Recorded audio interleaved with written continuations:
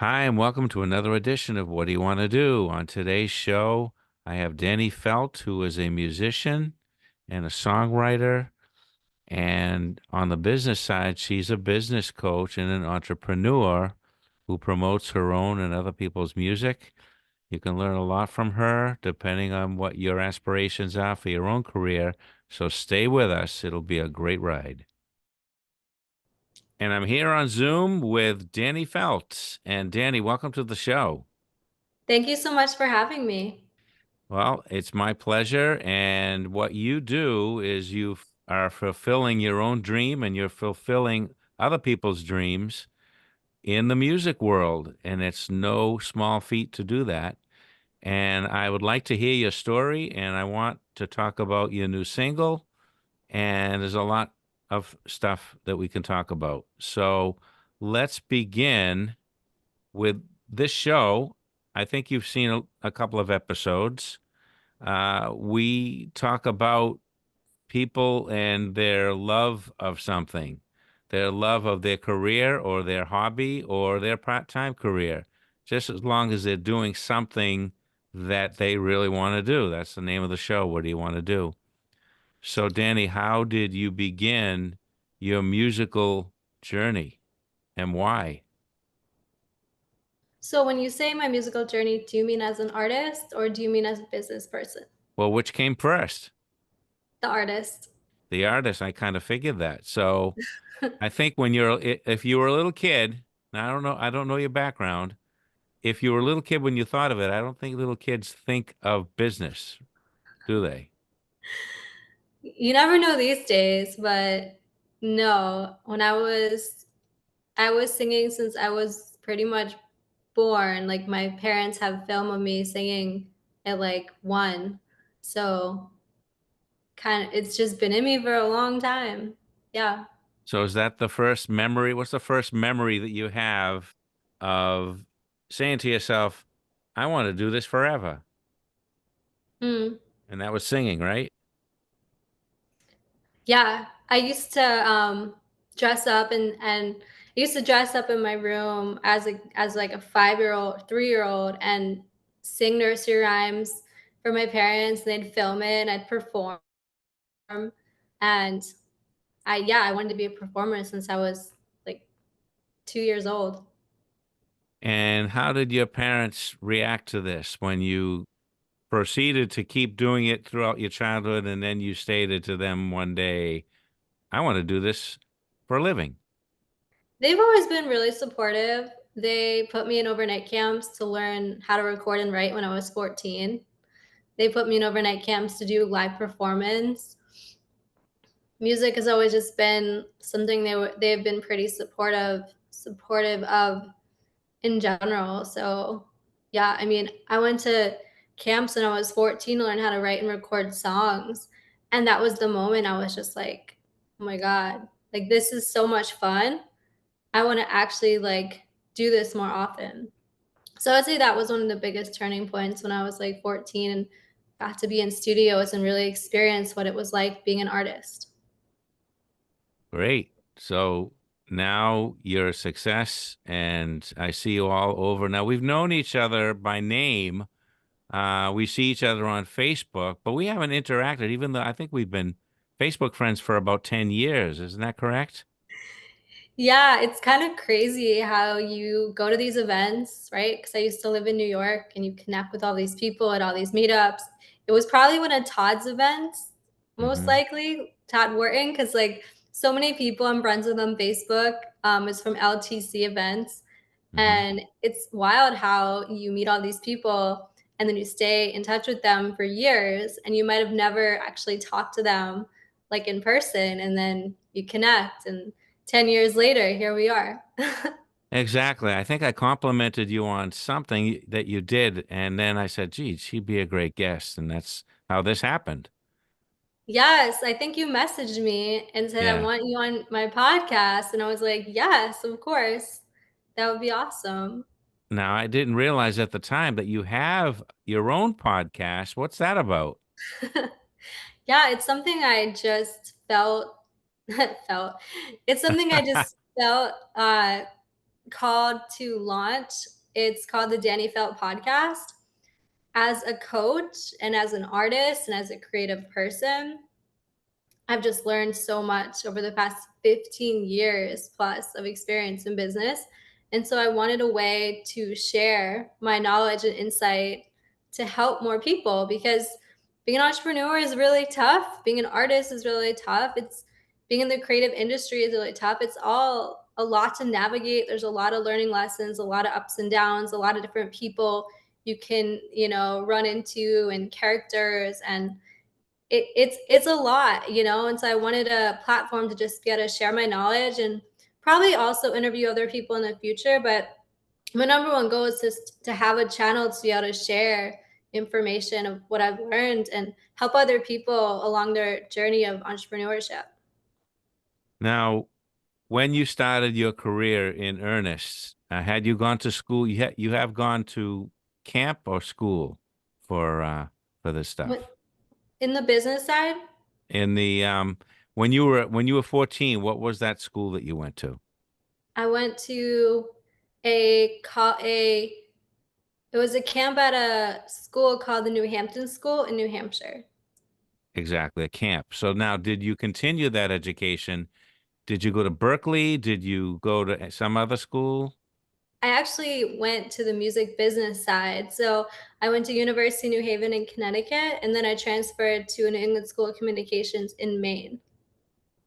Okay, so that gave now the reason that you did that, I'm just going to guess here, was that you probably found that just being creative and a singer and you play instruments, right?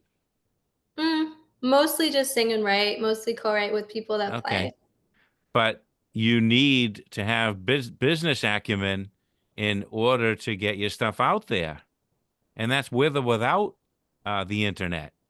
So that must have been the realization, I think I'm psychic, that caused you to go onto the business side. And that did that help you a lot? Oh yeah, I mean, so I started a music blog. That's how I got started on the business side. And I did that because I wanted to learn from the people doing music, like the different lessons they learned and different tips and tricks they had. And that's what actually helped me build relationships on the business side. And then I realized I like marketing, I like the business side, I love entrepreneurship. So why not go study that? And did you think at that time that you would be coaching other people, or did that come later? No, I was mostly focused on the blog at the moment. So I used to put together like networking events and showcases, but I wasn't necessarily coaching people at that time. So what Yeah. led to that? Some experience lead you to that? Did you meet someone that you just wanted to help? How did that happen? That is such a good question. Um, Man, I would say I never think about that question, but I know the business side, but it's interesting to think about like why I started coaching. I would say I connected with a lot of spiritual coaches in the past like 5 years, and I I have a passion for spirituality, mindset, and the music industry, and I realized there's a big missing link for a lot of artists with mindset and self confidence and believing in themselves and their success. So I wanted to help them link that together so that they could be more successful because when you believe in yourself, you will make more money, you'll be more successful, and you'll have more confidence to ask for what you want and not just settle on free stuff and free shows. And it all comes down to like mindset and confidence and what you feel like you deserve. So I felt like I saw a missing space in that, in the music industry, and that, so I wanted to kind of fill that, to be that person. That's really interesting you say that because in the last show I had with my friend Dr. Maricela Marrero, and in other shows where I talk to artists, which is most of them because I know mostly artists, confidence is the key to their success. without confidence, you don't even have the will to proceed in the art itself. And I know in my own life, I've struggled with a lack of confidence in my younger years, but I still had that creative spark. And you got to force yourself. And but if you have the confidence, if you can build the confidence first, you can save yourself a lot of years, I think. Yeah. I mean, when it comes down to it, the people that are going to win are going to be the people that put themselves out there, even if they're not the most talented people. They can always learn that skill, they can always get better. Plus, there's technology in the production side, right? You don't necessarily have to be the best singer in the whole world, but if you have a stage presence and you're likable and you have like a fan base, that's what really matters. So if you're really talented but you're not confident and you don't actually put yourself out there, or self-sabotage because you secretly subconsciously don't feel like you're worthy of actually having what you want, that's where there's a big block. And so that's what I like to help artists kind of recognize so they can overcome that and get out of their own way. So you coach people on the business side of music and on the self-confidence level as well. All of it. That's You know, very I help artists like figure out, their brand and their marketing, depending on like what their goals are, right? Because some artists just want to get music and TV. Some artists just want to go tour and be live performers. Some people just want to be in their bedroom and just make music from home, or just like do live streaming and build a fan base like on Twitch and Facebook Live and Instagram Live. So it really depends on their goals. Everyone is completely different and has their own blocks and has their own challenges and has their own dreams. So it really varies. what impresses me right now is how we're very similar in the fact that we don't play instruments like performers. You know just enough to write songs. Is that how it works? I So, have always co written with other people. So I would never claim to be an instrumentalist. I claim to be like a vocalist and a songwriter and a lyricist. But all my music, I've always written with other people. My best songs are always co right, written right. 90% of the time. But you get to formulate those songs and arrange them and have I know you have a producer because I was reading about that on the YouTube channel. And myself, music has always been a hobby with me. My cousins are Berkeley graduates in jazz, and I went into writing and stuff like that. But I've always written songs since I became a Beatles fan, and I had a Beatles group. And now I have a Beatles podcast called The Beatlemaniacs, which is another show here. But I my music only goes as far as talking into my recorder, Hmm. and if I'm lucky, I can record things. Whoops, I have all kinds of stuff, equipment in the house, and so I record them in a very primitive way. But you went all the way, and you didn't let that stop you. I feel self-conscious around proficient guitar players and piano players, and I practice a lot, but I'm not reaching that level. But I love it that you have gone way beyond what I have, and you don't let that stop you. You just partner with people, and you're like Walt Disney. Walt Disney's one of my heroes. Um, Me too. really? I think so. I mean, I always say like I feel like I'm like Disney, but like for the independent artist. Well, that's true because when Walt Disney made all those cartoons, he had hundreds and hundreds of people doing the animation, doing the writing, and he'd have the initial idea, but without those people, he would still have been doing the little hand-drawn stuff that wouldn't have gone anywhere. He wouldn't have made Snow White, that's for sure. To be a great entrepreneur and to build a really good company, you just need a really good team behind you. And the best entrepreneurs understand how to delegate. Even the best coaches understand they need a sales team and they need this and they need that. And, you know, I love my team so much and everything I do is based around them. So I mean, it just makes a difference, the people you work with. And you don't have to be good at everything. You just have to know what you're good at and delegate the rest. That's awesome advice, and I love that. I love that. So I want to talk about your single. I listened and I watched the music videos that you made, and let's talk about that because that's looks like you have four singles out, correct? From Unapologetic, Queen, Gone, and Let's Play yeah, Pretend. yeah. I was gonna Yes. name them, but now I can't show off. Sorry. Okay, but that's okay. But let's play pretend. I like that title because people are always saying, "Let's make pretend," and which is improper English. I'm an English teacher, um, but I like what you did with that song. It's arranged very nicely. It's not rushed. It doesn't sound like you're emulating anybody. It has a very original sound to it. Um, Tell us the process about getting that onto a great recording like that. Yeah, well, it was actually originally for a movie that never got made, and so we wrote a song specifically in our mind for a soundtrack for a major film, and so that's kinda why it's so cinematic and, like, it sounds very, like, movie-esque, if you will. Not that that's a word, but, you know. Uh, that's a word. That could be a word. Okay, That's we'll go with grammatically it. sound. I like it. Movie-esque, yeah. I wrote it with Austin Radar during the pandemic 2020. We had nothing to do, and so I would go to his house like almost every week, and we would just start working on music.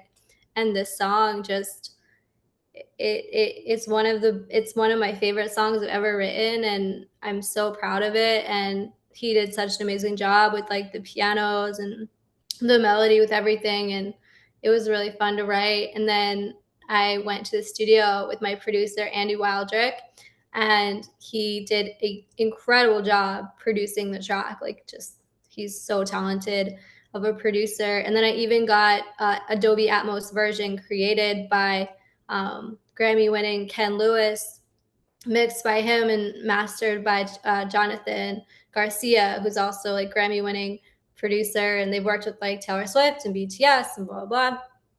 It never ends. And so, yeah, I mean, I have yet to hear the Dolby Atmos version because I don't have a studio for Dolby Atmos, but yeah, I'm really proud of the song. How about the video that goes with it? Did you have Mhm. anything to do with the production of that? Yeah, so my team does lyric videos, and I challenged my lyric video guy to create a video that was more people oriented and less just like words, right? Because you can just do a lot of lyric videos with just like words and animations. And we just used stock footage, and it turned out great. I'm super proud of it. So now we're actually promoting it as a music video and submitting it to all the different networks, because a lot of people are using like AI music videos now. So why not use stock footage music videos too? Let's talk about the music business now that we've mentioned that single. Is the music business a lot different? Well, I'm going to answer my own question. It is a lot different than it was. It's not so, correct me if I'm wrong, but it's not so album oriented now. It's based on video streaming or audio streaming You on know, most platforms. I think it just depends on an artist's goals. I think these days they just need to build their fan base.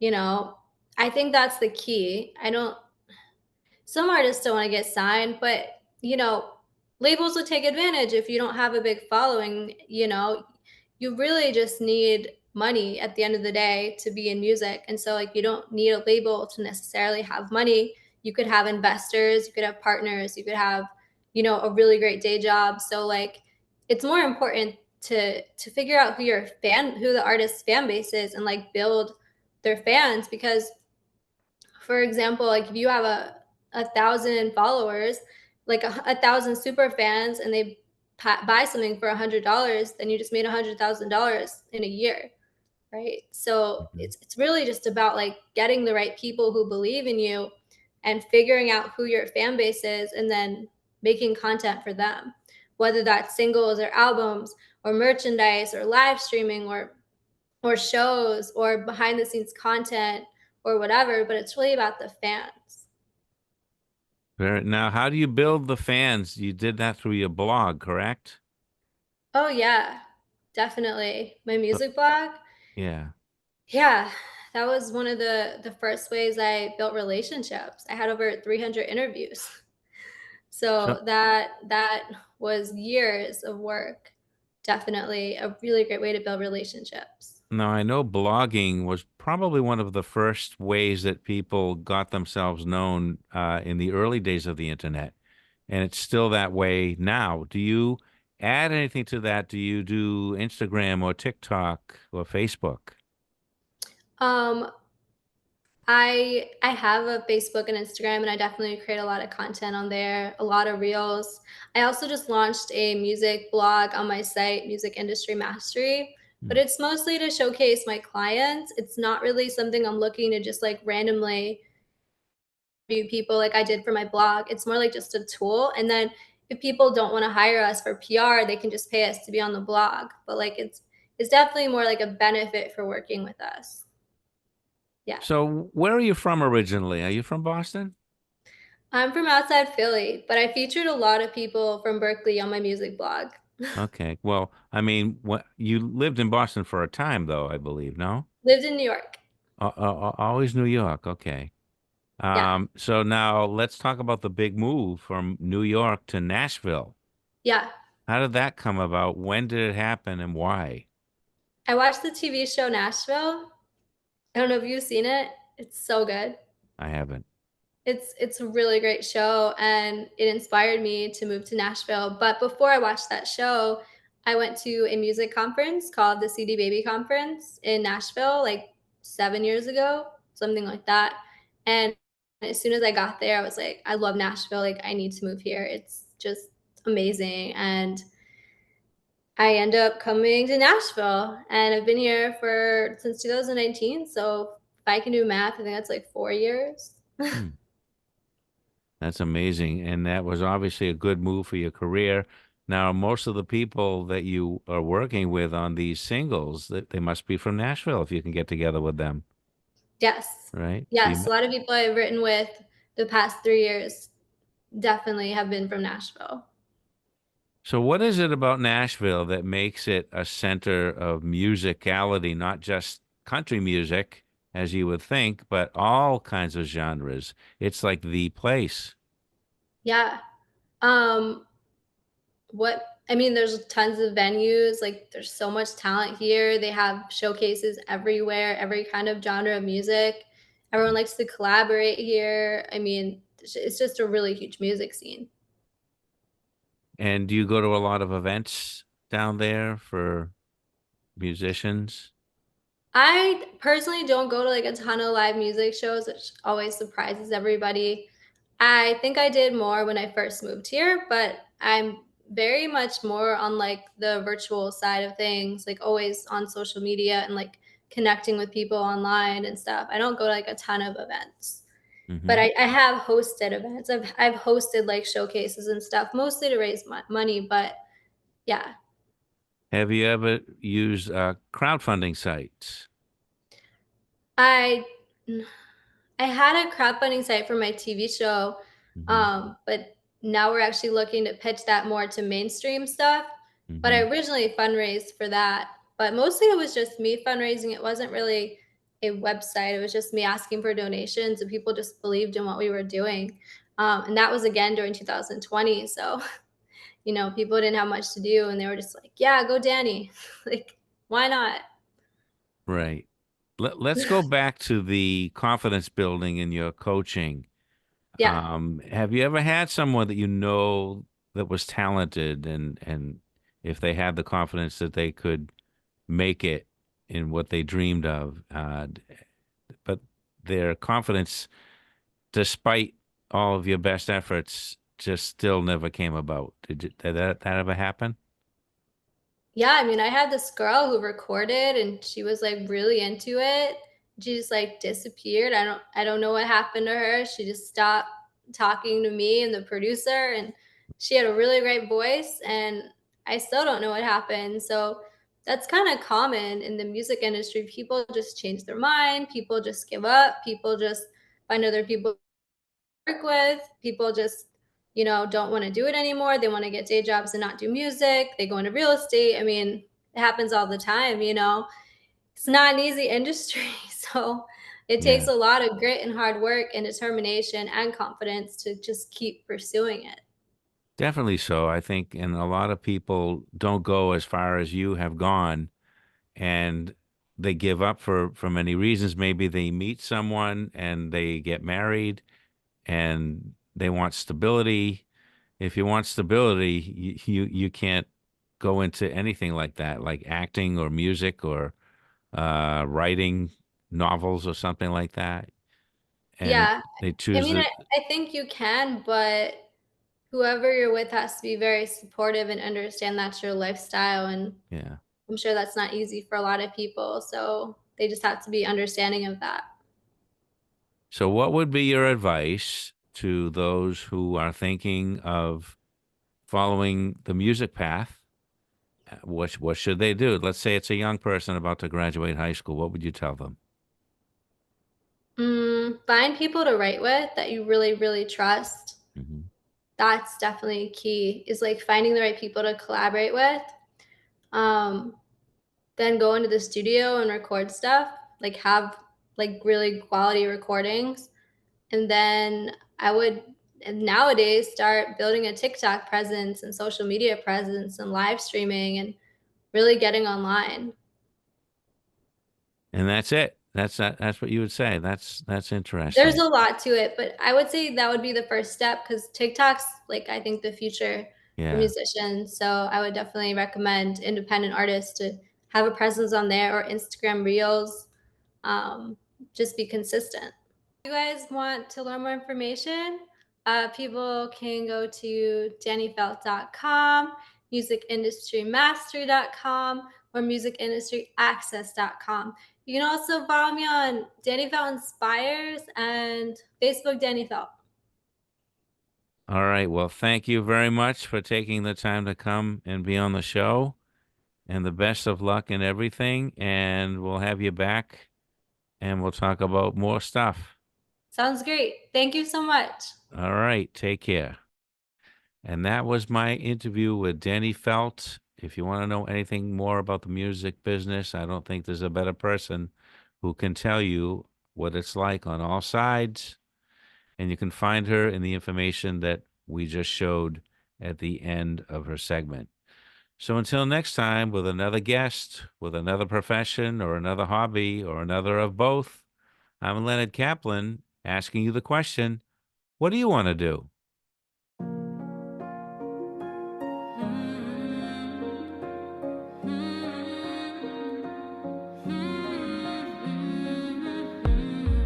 Crossing that line again.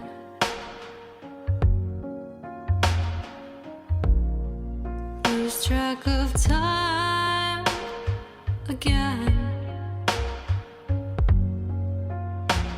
This love feels so real. You know how I feel. I'm here with my heart. Let me in. Let me fall. Can we play pretend for a minute, an hour, or up till the end? I'm tired of hanging out here on the ledge. Let me fall. Let's play pretend.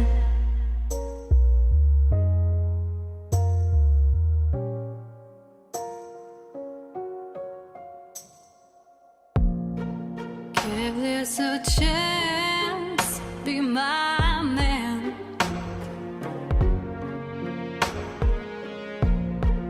Baby, let's dance, take my hand.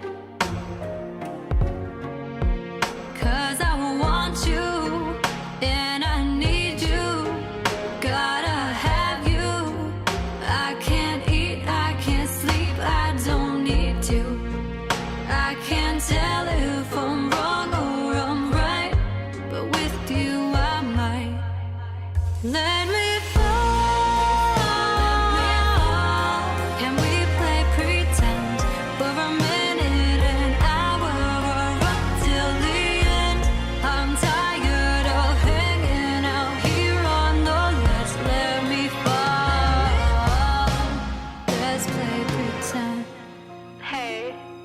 it's me. I know that you don't really think we are anything more than whatever we are, but I just want to thank you for letting me play pretend, even if it is just for the night. Let me fall.